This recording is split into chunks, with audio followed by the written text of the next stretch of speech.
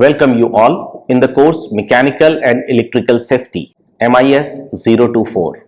I am Dr. Naqi Anwar from Terry School of Advanced Studies, New Delhi. Under this course, I am going to explain first aid in chemical and hazardous industry today. So let's begin with the general introduction of first aid in chemical and hazardous industry. We all know that chemicals play an important role in our life. When we use judiciously and carefully, it is beneficial. If out of control, it can cause devastations and destructions for people and environment. So, it is important to know hazards associated with chemicals. This will help in safety of persons and environment. Therefore, it is important to know when chemicals are hazardous. Chemicals are hazardous if they are corrosive, explosive, ignitable, and toxics. So these are the four attributes in a chemical make them hazardous. So whenever we talk about first aid in chemical or hazardous industry, first we need to understand the characteristics of the chemicals being used there. We must know whether a chemical is hazardous or not. It is the label on the product that will warn against hazard, and that is why classification and labeling of chemicals are needed. Further, first aid approach towards hazardous chemical depends upon type of chemical. So now onwards we will look at the classification and labeling of chemicals. It is important to have uniform system of classification and labeling for intentionally. It is important to have uniform system of classification and labeling for internationally comprehensible communication system and international trade of chemicals, because we cannot opt for two communication systems for internationally used chemicals and the chemicals used in India. This is how United Nations comes up with globally harmonized system, that is called GHS, of classification and labeling of chemicals. This classification of hazards have been done according to three important factors that may cause hazards, that is physical hazards, environmental hazards, and health hazards.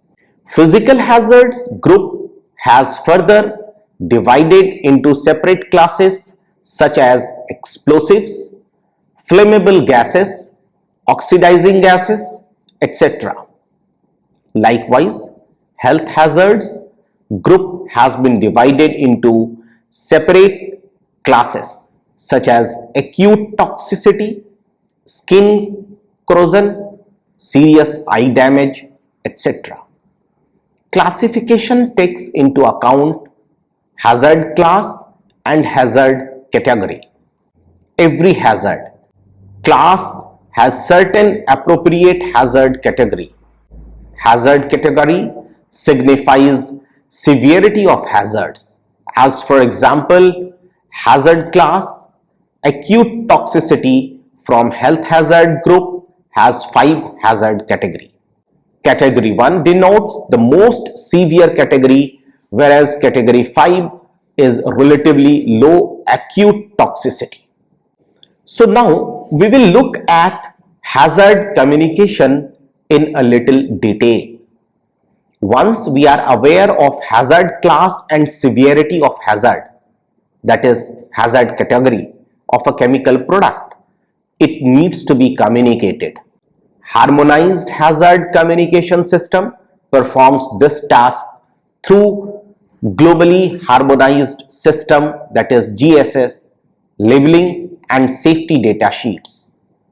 Hazard communication through GHS labeling we are going to discuss now in detail. So this GSS labeling contains 3 standardized elements. These are pictograms, that is symbols, signal words, and hazard statement. So pictogram or symbol conveys health, physical and environmental hazard information assigned to a GHS hazard class and category. Signal words can be defined as a word used to indicate the relative level of severity of hazard. GHS uses danger or warning as signal word. Can be understood as a phrase assigned to a hazard class and category that describes the nature of the hazards of a hazardous product. So these are some GHS pictograms. You can see that the first pictogram is signal word as explosives, second flammables, third oxidizers. The one with bone and skull sign represents acute toxicity. Similarly, the other hazards are indicated for that GHS pictogram which has a sign of exclamation. Now, GHS pictograms are also indicated for specific toxicity hazards and environmental hazards, the last two respectively. So let us illustrate classification and labeling through an example. So I'll show you a table which will illustrate the labeling, that is pictogram or the symbol, the signal word and hazard statement for the skin or corrosion irritation. It is to be noted that hazard class, that is skin corrosion or irritation, and hazard category 1 and 2 fall under broader health hazard classification group. So if we look into this table, the first column says about hazard class, that is skin corrosion or irritation. Hazard categories are 1 and 2, which is marked by pictograms as one is under corrosion, second is the sign of exclamation. In the hazard statement, you can see it is written for the first hazard category under skin corrosion irritation, it causes severe skin burns and eye damage, whereas the second hazard category tells it causes skin irritation. So this way we can design the tables for every other hazard class.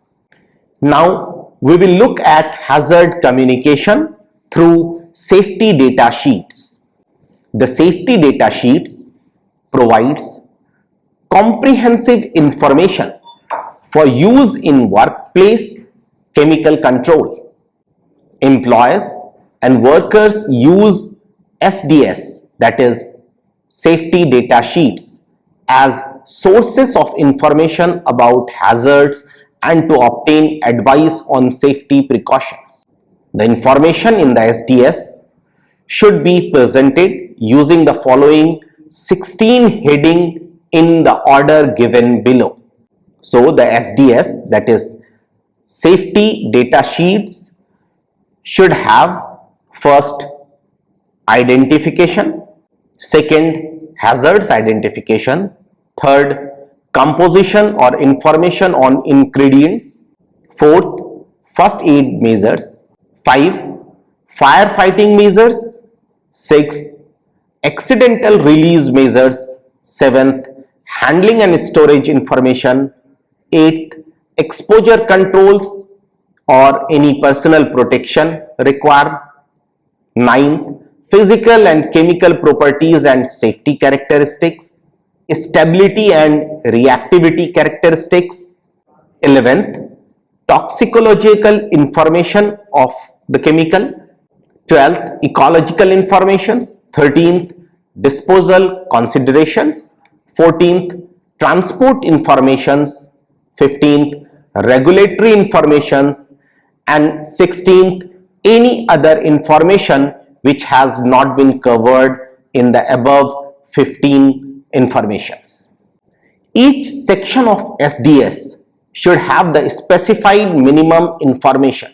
Like here we will be illustrating minimum information for section first aid measures that was listed at serial number 4 in the SDS. It will have two columns. One is for heading, another is for minimum information for an SDS. Like here, heading is first aid measures and the minimum information for an SDS to be provided. First, description of necessary measures subdivided according to the different routes of exposure, that is inhalation, skin and eye contact, and ingestion. Second, most important symptoms or effects, acute and delayed. Third, indication of immediate medical attention and special treatment needed if necessary. Now we will look at the first aid for chemical accidents. Mind it, we are looking at the topic first aid in chemical and hazardous industry. So, in an unfortunate circumstances, chemical accidents may occur. So, it is necessary that we learn about the first aid required for chemical accidents. Inhalation, ingestion, skin contact and eye contact are the likely routes of entry of chemicals into the body. A quick assessment of the likely routes of exposure can be done by examining eyes, nose, mouth and skin of the victim for the signs of chemical itself or damage it may cause, such as swelling, redness, bleeding or burns. There are certain indications that tell whether it is the case of inhalation or ingestion or eye contact. If the face has been splashed with chemical, eye contact has likely happened. If respirations are rapid, shallow or labored, it may be the case of inhalation. If there is difficulty in swallowing or abdomen is rigid, it may be the indication of ingestion of corrosive substance. First aid provider should take the following measures in case of poisoning due to inhalation, ingestion, skin contact and eye contact. First, we will discuss about poisoning by inhalation. So, there are 4 steps to be followed. The first step is remove the victim from exposure while protecting yourself from the exposure. Second, if breathing has stopped, administer artificial respiration through outside oxygen or any other method. Third step is maintain an open airway. Fourth, notify the emergency medical services about the nature of the accident and arrange for transport to a medical facility. Next, we will discuss about poisoning by ingestion. So, first step is remove the victim from the exposure while protecting yourself from the exposure. In any poisoning, it is necessary that the first aid provider must protect themselves first and then provide the necessary first aid to the victim. So, the second step while providing first aid during poisoning by ingestion is call emergency room for a physician for further advice. Third step is notify the emergency medical service regarding the nature of accident and arrange for transport to a medical facility. Next step is if the victim is conscious, follow the following steps. First, help her or him rinse out his or her mouth with water. Next, give him or her a cup or 2 of water or milk to drink. If he becomes nauseated or cannot swallow, stop doing this. Third step is do not induce vomiting if he has abdominal pain, a distended abdomen or a rigid hard abdomen. Do not induce vomiting if he has burns in or around his mouth or if he cannot swallow. Next step is to help the victim sit up or lean forward while vomiting. Next step is again give the victim 1 or 2 cups of water to drink after vomiting has ceased.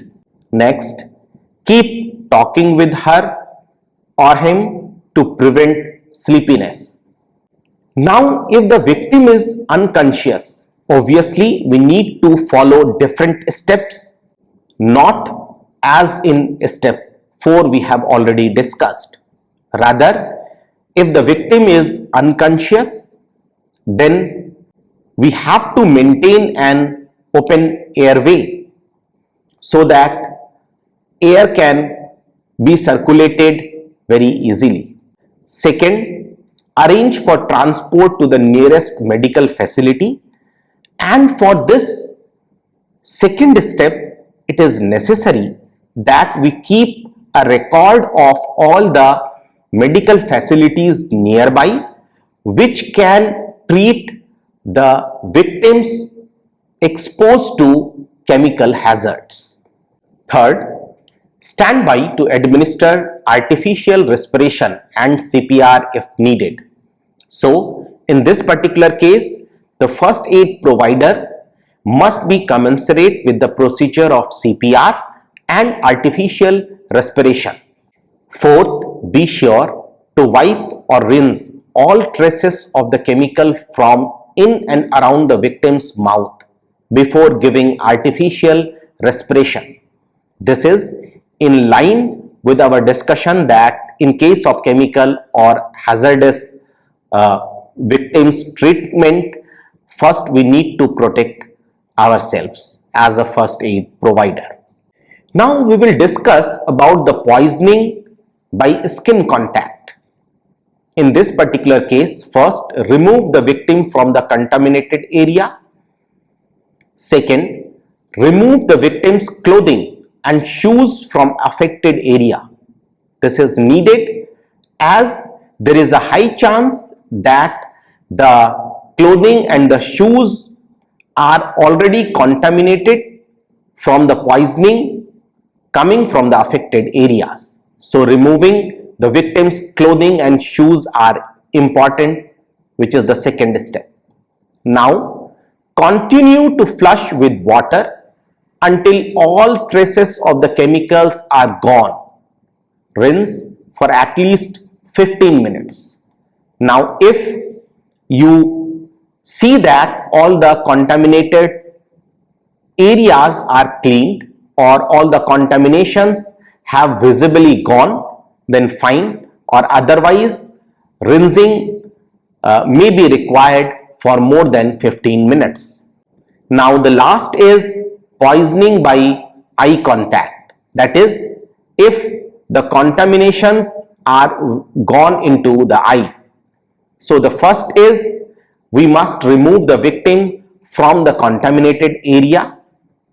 Second, flush the victim's eye with clean water for at least 15 minutes. Here, the care should be taken that the water which you may as a first aid provider take from the nearby areas has also been exposed to the chemical hazards. So in that particular case, the water which is needed for the victim's eyes flushing must be clean.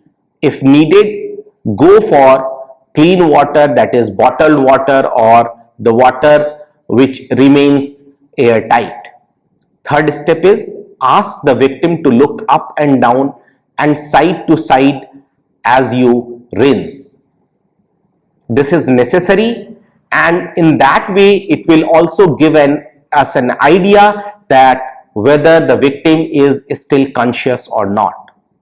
And the fourth step is call the emergency medical services and arrange for transport to the nearest medical facility for examination and treatment as soon as possible.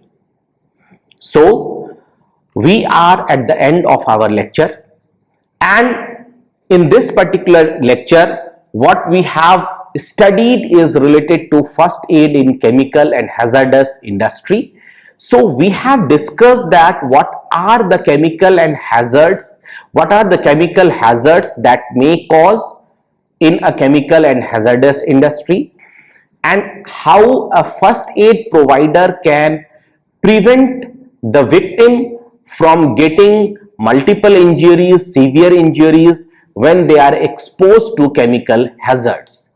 So in that way, we are at the end of our lecture. Thank you.